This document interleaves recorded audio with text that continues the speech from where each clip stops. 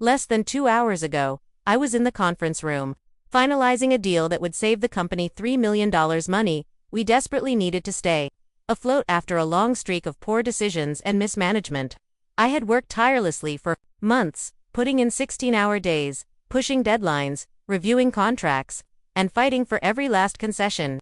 I was on the verge of securing the biggest deal in the company's history, and I was proud. This was my moment.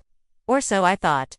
I walked to Greg's office with the same sense of purpose I had carried through the countless meetings that had led up to this deal. The door was slightly ajar, and I could see him sitting behind his desk, scrolling through something on his computer. There was no smile, no recognition, just silence. I cleared my throat, and he looked up, barely acknowledging me before motioning to the chair across from him. "Take a seat," Greg said, without looking me in the eye.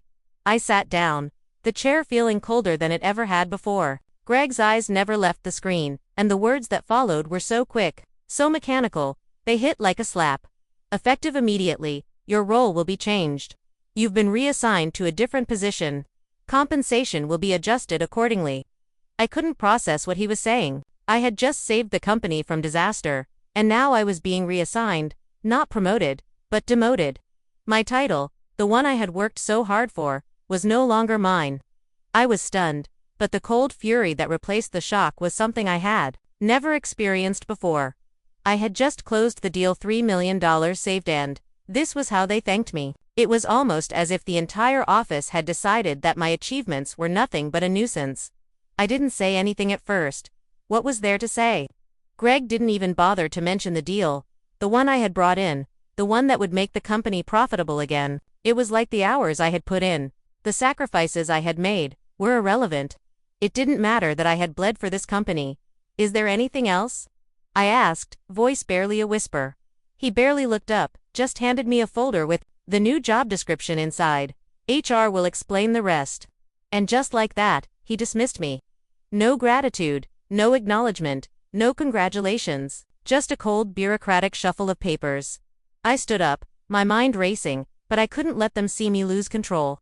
I was always the professional one, the one who stayed calm, the one who took the hits and moved forward. But this was something else. I left the room, holding the folder in my hand. It felt like a weight, dragging me down with each step. The floor beneath me seemed to stretch out forever. I walked past the open office doors where the team I had led for the past 5 years continued to work, oblivious to what had just happened to me. I couldn't look at them. I couldn't bear the thought of their pity, their questions. I kept my eyes focused ahead, but all I could hear was the deafening silence in my head. When I reached my desk, I sat down and stared at the computer screen, the email still open in front of me. How had this happened? I had given everything to this company, sacrificed time, health, relationships. And this was how I was repaid.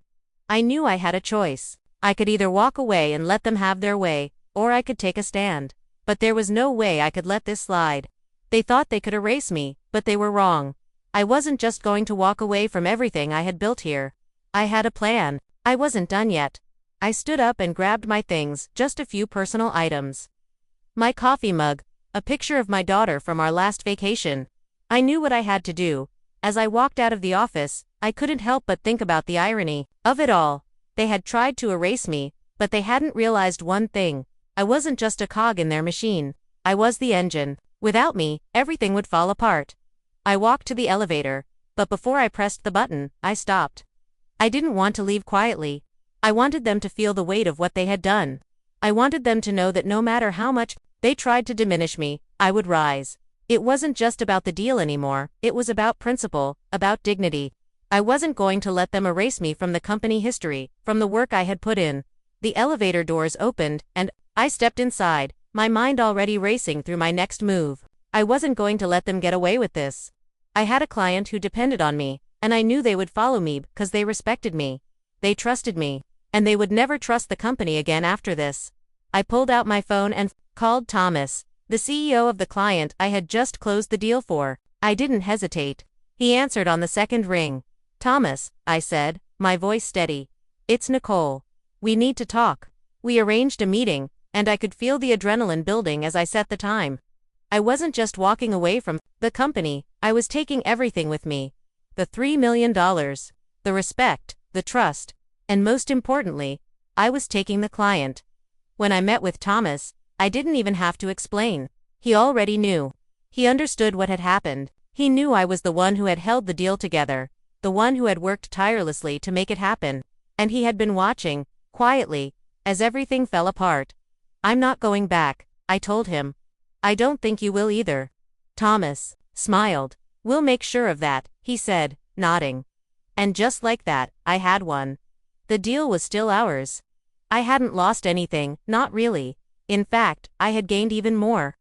Because I didn't need them, they needed me. The following days were a blur of meetings, negotiations, and paperwork. But in the midst of it all, I felt a strange calm wash over me. I had done what I had set out to do. I had protected the people who mattered, and I had taken back control of my career, and that's when I realized something. This wasn't just about revenge. This was about taking what was rightfully mine and ensuring that no one, no matter how powerful they were, could ever take that away from me again. By the time I signed the new contract with the client, my former company was already in chaos. Word had spread, and their stock prices were plummeting. Robert and Lena were scrambling, trying to undo the damage, but it was too late. I had already won. As I sat at my desk in my new office, a sense of pride washed over me.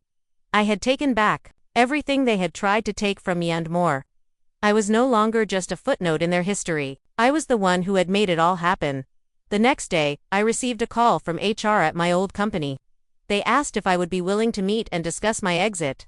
But I didn't need their apology. I had everything I needed now. I smiled to myself as I hung up the phone.